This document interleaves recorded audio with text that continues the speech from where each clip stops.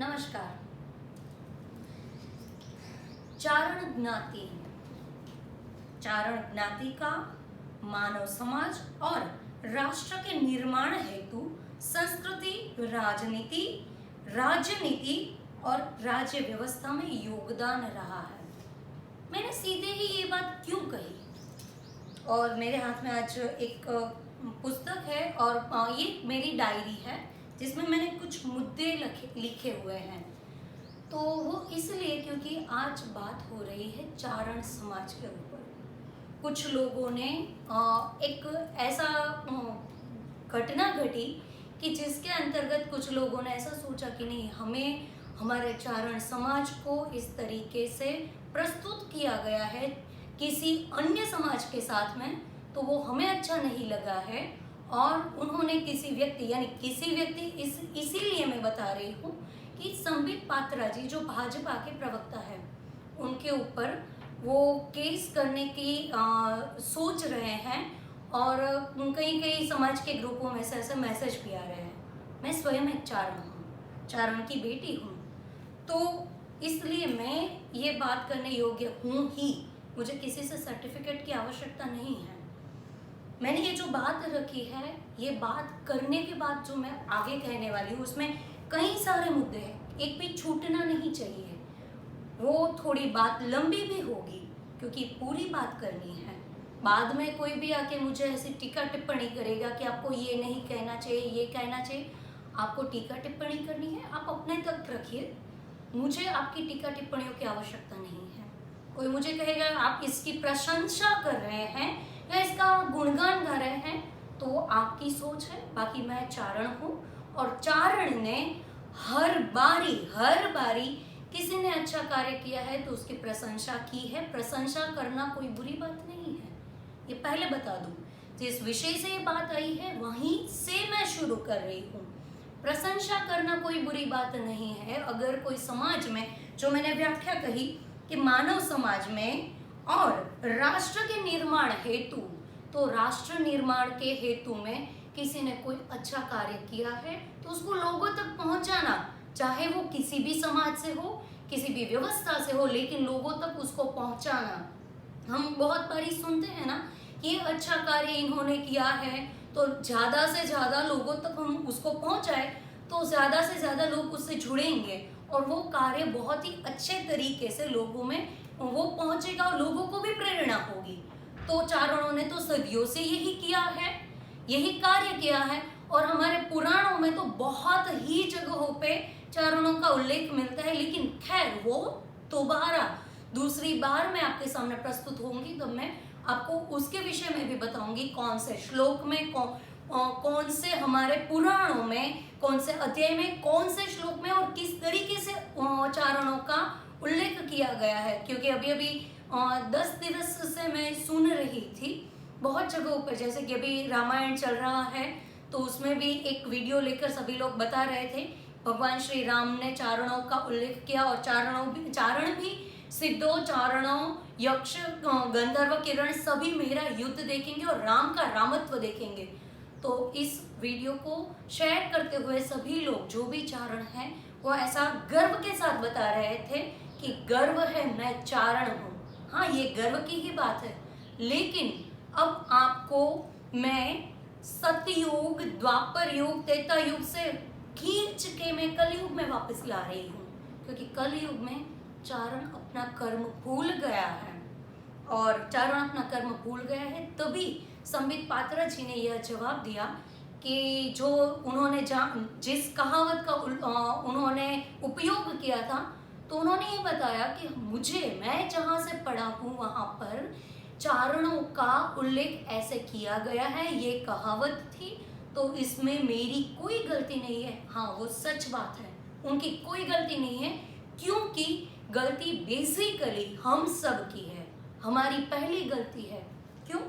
क्योंकि हमारी गलती सिर्फ वहाँ पर नहीं है, हमारी गलती तो यहाँ पर भी है कि जब आज गुजरात में जितने चारण हैं उनको तो डेफिनेटली पता होगा कि हर एक समाज का जो विश्लेषण दिया जाता है, जो जनरल नॉलेज के पुस्तक में नवनीत प्रकाशन का है, नवनीत प्रकाशन के ऊपर कोई भी मैं पॉइंट नहीं कर रही, लेकिन उस पुस्तक में, यानी आपको भी समझ में कौन से पुस्तक की मैं बात कर रही हूँ, उसमें ज्ञाति विशेष का हर एक का जो उल्लेख किया गया है, वहां पर चारणों के लिए जो व्याख्या की गई है उसमें ये बताया गया है कि चारण यानी कौन चारण, तो जो रंगमंच के कलाकार है वो। और मुझे तो ये आज तक याद नहीं कि हम में से कौन नाचने गया स्टेज पर, किसने पिक्चरों में ऐसे काम किया और किसने इस तरीके का, जो आज का जो मीडिया है, इस तरीके का कार्य किया। क्योंकि ये चारण समाज के विषय की बात ऐसे हम प्रस्तुत नहीं कर सकते। हाँ, डायरे होते हैं, क्यों नहीं, डायरे होते हैं, माँ की चिरजाएं गाई जाती है, भजन कीर्तन होते हैं, वहां पर चारण उपस्थित होते हैं, लेकिन यहाँ पर चारणों को रंगमंच के कलाकार कहना वो गलत है, क्योंकि चारण रंगमंच के कलाकार नहीं है। जिसका जो कार्य है, अगर सुनार का कार्य हमें अगर बताना है तो सुनार सिर्फ सोने के ही दागिने बनाता है, वो नहीं कह सकते। सुनार तो चांदी के भी दागिने बनाता है, चांदी के गहने बनाना कोई खराब बात तो नहीं है, वो भी बहुत ही अच्छी चीज है, लेकिन उसको किसी एक परिप्रेक्ष्य में रख देना अगर गलत है, वैसे ही चारणों को आप रंगमंच के कलाकार नहीं कह सकते, लेकिन कहा है तो उसके सामने हम कुछ नहीं कर पाए। और यहाँ पर प्रश्न आता है हम सब चारणों पर, सबके सब चारणों पर, क्योंकि आपने क्या पढ़ा नहीं है, हम सब ने क्या पढ़ा नहीं है। और मेरे मोटा बहन ने जब ये पढ़ा था तो हमारे समाज के कहे जाने वाले शिरमोड़ चारणों का भी उस तरफ ध्यान अंकित किया कि आप इतना अच्छा कार्य कर रहे हैं समाज के लिए, समाज के उत्थान के लिए। माता का आदेश है, वो समझ के आप समाज के उत्थान के लिए कार्य कर रहे हैं, तो ये चीज खराब है, ये चीज गलत है। इसीलिए क्योंकि आगे की पीढ़ी में क्या मैसेज जाएगा कि चारण है वो रंगमंच के कलाकार हैं, ये चीज गलत है, तो इसको सुधारने की आवश्यकता है। लेकिन वहां पर सभी लोगों ने क्या कहा, ये तो बहुत वर्षों से चला आ रहा है, इसमें हम कुछ नहीं कर सकते। तो आज बहुत सारे लोग जो सोच रहे हैं एफआईआर दर्ज करवाने के बारे में, और जो सभी लोग एकदम एक क्षण में जितने आक्रोश में आ गए हैं, तो ये पुस्तक में था इसीलिए आप आक्रोश में नहीं आए थे। और संबित पात्रा जी ने नेशनल टेलीविजन के ऊपर से चारणों का इस तरीके से नाम लिया, इसीलिए आप आए। तो ये चीज गलत है, चारणों का ये कार्य कभी भी नहीं रहा है। चारणों का पहले से कार्य रहा है समाज के लिए, समाज की जागृति के लिए, और हमारी गलती आज की नहीं है। ये जब जो जिस पुस्तक के बारे में मैं बात कर रही हूँ तब की भी नहीं है, उससे पहले की गलती है, जब भारत में इतने सारे जो गुरुकुल थे उन सभी के सभी गुरुकुलों की मान्यता को रद्द कर दिया गया और ये बताया गया कि नहीं, ये एजुकेशन सिस्टम नहीं है। और जो मैकुलर एजुकेशन सिस्टम जब हमारे भारत में आ गई तब हम चुप बैठे रहे ना, ये पहली गलती थी हमारी, सबसे बड़ी, और जिसको गलती भी नहीं कह सकते, हम अपराध कह सकते हैं, क्योंकि उस समय में जो शास्त्रों का ज्ञान दिया जा रहा था वो शास्त्रों का ज्ञान ही हम तक नहीं पहुंच पाया, तब तो हम अपने अस्तित्व से विमुख हो गए। हम अपने अस्तित्व से विमुख हो गए तो हम अपने बच्चों को क्या सिखाएंगे? हम अपने बच्चों को कुछ सिखा नहीं पाएंगे तो आगे की पीढ़ी को कुछ पता ही नहीं चलेगा, तो वो वही चीज को एक्सेप्ट करेंगे। चारण रंगमंच के कलाकार है जो बिल्कुल भी नहीं है। तो वो जब उसके बाद की जो गलती है वो ये है कि भारत में हर जगह पर जो मैक्स मूलर, जो भारत का व्यक्ति ही नहीं है, उसने भारत के हिंदुओं के धर्म ग्रंथों का अनुवाद किया और अनुवाद हमने स्वीकार लिया। तो चारणों का सदियों से, आदि अनादि काल से यही तो कार्य रहा है कि गलत मार्ग पे जाने वाले समाज को दिशा सूचन करना, दिशा निर्देश करना, यही तो चारणों का कार्य रहा है। और इसीलिए धरती पर उनको अवतरित किया गया है और कोई कारण ही नहीं था। कलयुग में जब सभी लोग अपना मार्ग भूल जाएंगे, सभी लोग अपना धर्म भूल जाएंगे, तब लोगों को निंद्रा में से जगाना है, उनको उनके धर्म के प्रति जागृति देनी है। लेकिन अब हम कैसे जागृत कर पाएंगे? हम खुद ही कुंभकर्ण की भांति सो रहे हैं। और तकलीफ ये है कि हम कुंभकर्ण की भांति सो रहे हैं। अगर हम मुचकुंद ऋषि जी की तरह सो रहे होते तो हमारे सामने आने वाला राक्षस भस्मीभूत हो जाता। लेकिन क्या करें, हमें तो निंद्रा पसंद है, और वो भी कुंभकर्ण वाली। तो आज सभी लोग अचानक से जाग गए हैं और अचानक से सब करने लगे हैं। मुझे इस बात से तकलीफ नहीं है, तकलीफ इस विषय से है कि आज अचानक से क्यों। क्योंकि मैं सिर्फ अकेले नहीं, मेरे मोटा बहन और जितने भी मेरे जानने पहचानने वाले मेरे भाई बहन कजिन जितने भी हैं, सभी लोगों ने इसी विषय को फेस किया है कि किसी को हम बताते हैं हम चारण हैं, तो सामने वाले का आगे का प्रश्न ये होता है कि चारण कौन सी ज्ञाति में आते हैं। ये बहुत दुख की बात है और दरिद्रता की बात है, हमारी मानसिक दरिद्रता की बात है।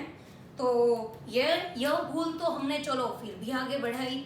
उसके बाद हमने दूसरी गलती की, जो दूसरी गलती है भारत के प्रथम केंद्रीय शिक्षा मंत्री यानी जो मौलाना अबुल कलाम आजाद जी को हमने स्वीकार लिया।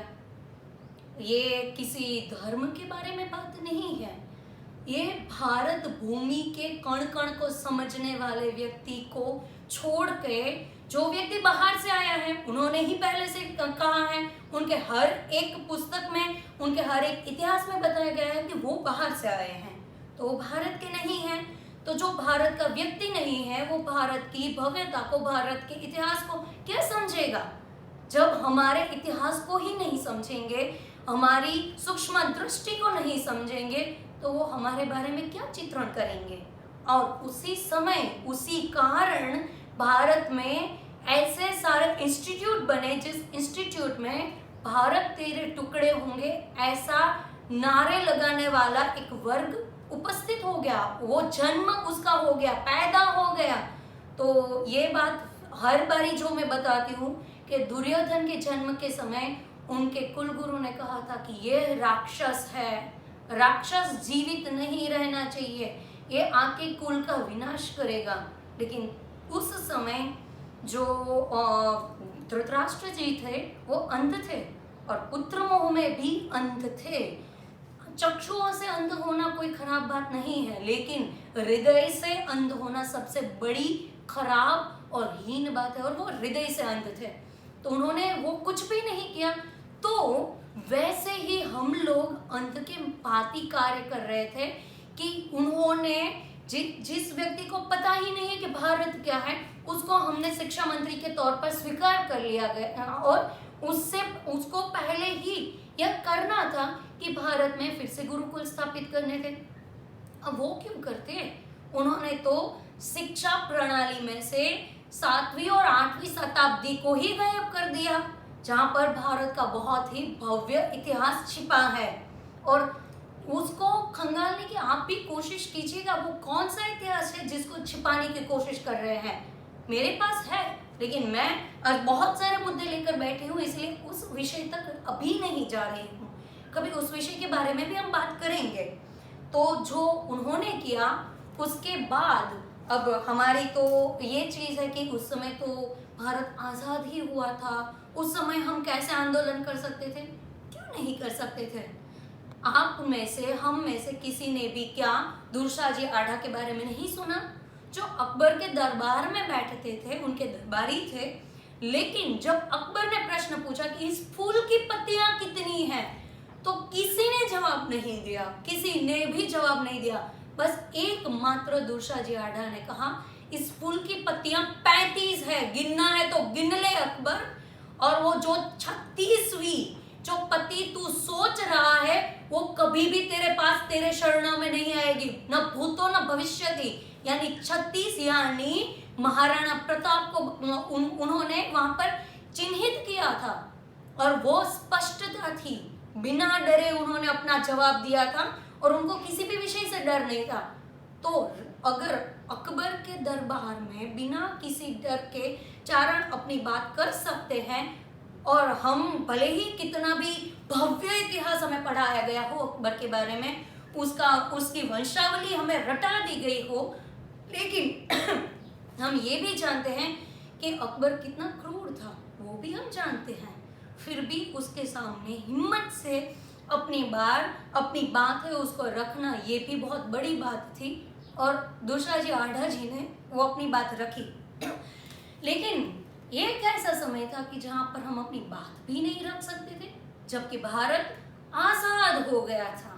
तो आजाद भारत में हम अपनी बात नहीं रख सकते क्या? आजकल तो बहुत सारे जुलूस निकलते हैं ना, मानवाधिकार के नाम पर, अपनी वाणी स्वतंत्र के नाम पर।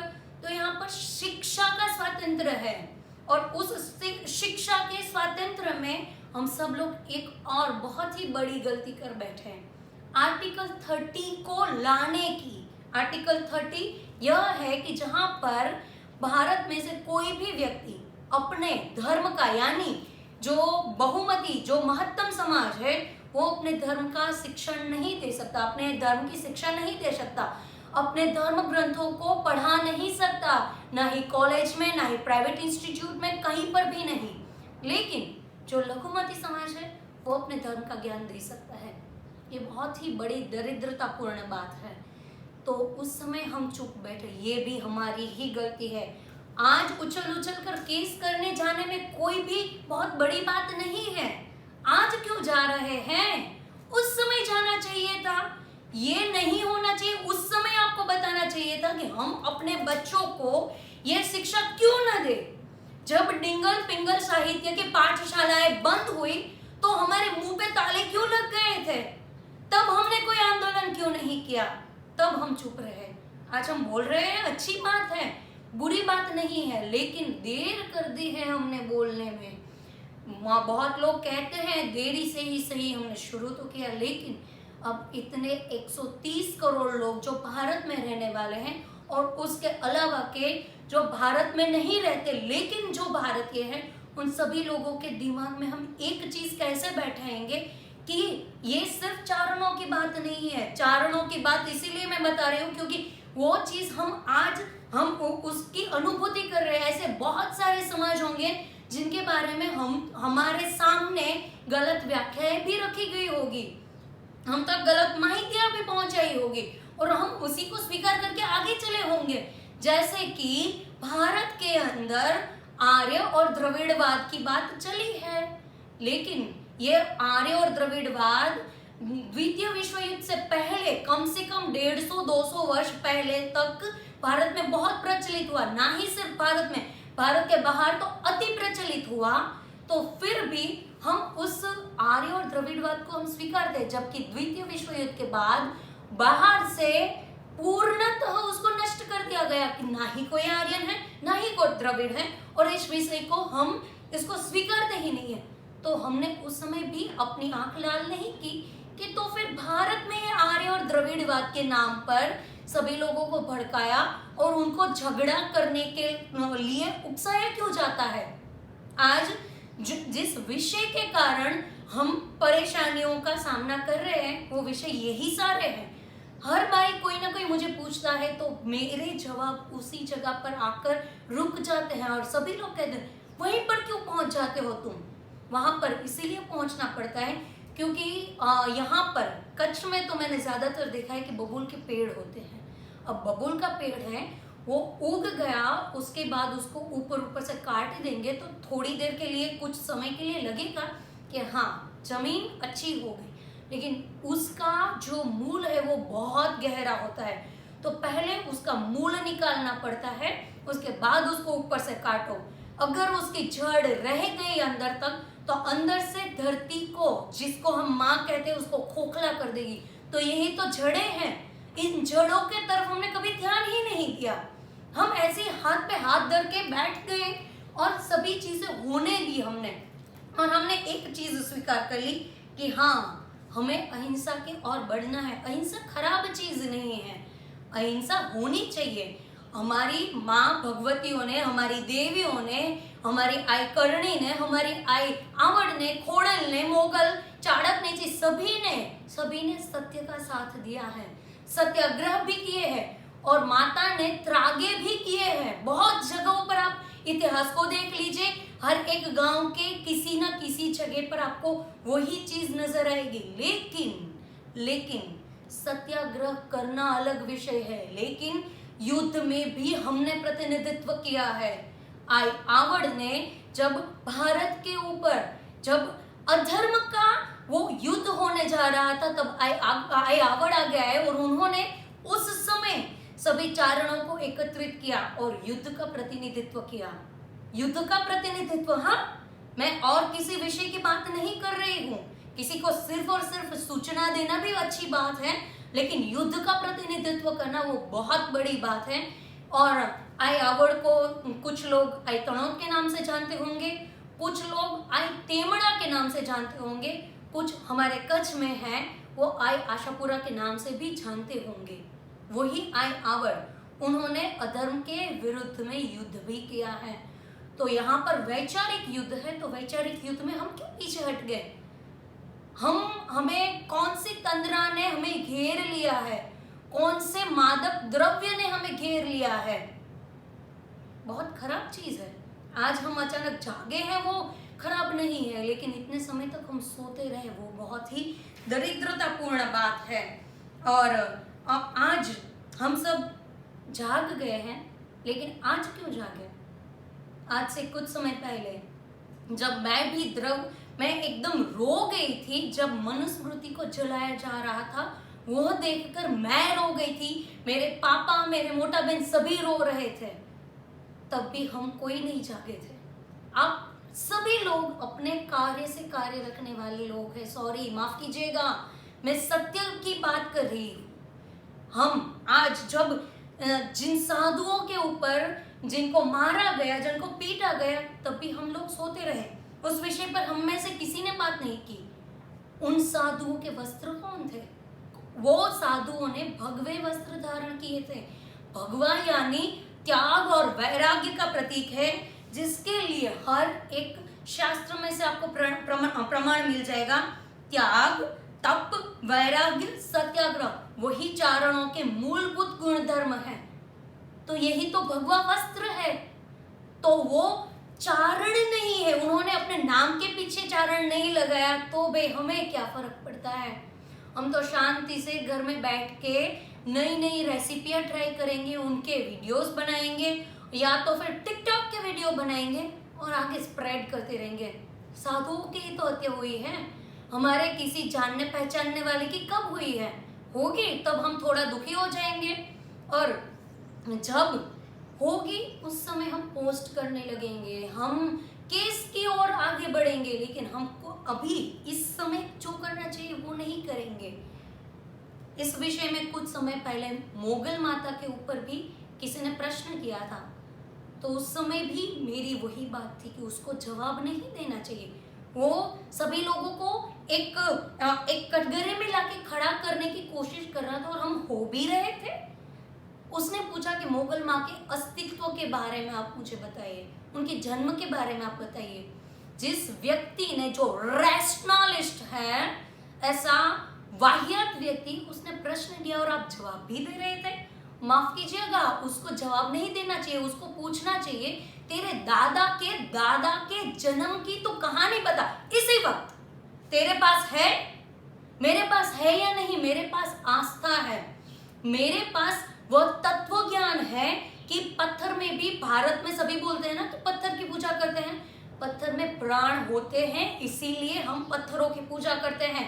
और वह हमारा शिल्प स्थापत्य का जो शास्त्र है वो साबित करता है। पत्थरों में भी उसमें प्रकार होते हैं, स्त्रीलिंग, पुल्लिंग, नपुंसकलिंग, ये 3 प्रकार ही नहीं, उसके आगे सत्व, तमस, रजस, उसमें हम किसी की मूर्ति किसी तरह बनाते हैं, उसकी पहले उसको देखना पड़ता है। हम पुल्लिंग में से स्त्रीलिंग मूर्ति तो नहीं बना रहे हैं। तो अगर पत्थर जो पूर्णतः जड़ है उसमें अगर प्राण होता है, तो हम जीवित है ना, और मानव अधिकार के कहे जाने वाले मानव हैं, तो हम में कोई भावनाएं नहीं होगी। हमारी माँ के ऊपर कोई प्रश्न करेगा और उसको अपने दोनों पैरों पर हम चलने की अनुमति दे रहे हैं, इससे बड़ी कौन सी मानवता होगी? पृथ्वी में कहीं पर मानवता नहीं है ऐसी। आज अगर किसी भी कहे जाने वाले धर्म के विषय में, जहाँ पर बहुत सारे प्रश्न हैं, बहुत सारे संशय हैं, वहां पर संशयों की बात करना भी उचित नहीं है, आपका गला काट दिया जाएगा, आप प्रश्न नहीं कर सकते। ये मुझे समझ में नहीं आया, ये मुझे समझाइए। तो अगर यह पूछा एक भी बार, तो जो ये सिर है ना, जिसके ऊपर हम मुकुट रखते हैं अपना अभिमान का और स्वाभिमान का, तो वही सिर हमारे धड़ से अलग हो जाएगा। वहां पर ये अनुमति नहीं है, लेकिन हम ये सुन लेते हैं और रैशनलिस्टों को भी इस भारत देश में जगह दी गई है।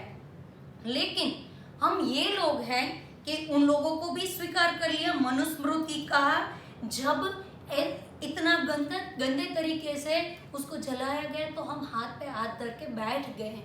हमारे जो हमारे महात्माओं ने कहीं पर भी कोई भी किसी भी पुस्तक का जो लेखन किया है, धर्म ग्रंथों का लेखन किया है, उसके ऊपर कोई आंच आएगी तभी हम खड़े होंगे क्या? हमें उस समय की राह देखनी है क्या? और हमारे ईश्वरदास जी महाराज ने, हमारे ईश्वर दादा ने, ईश्वरासो परमेश्वरा ने कहा है, उन्होंने तो गुण निंदा स्तुति लिख दी है।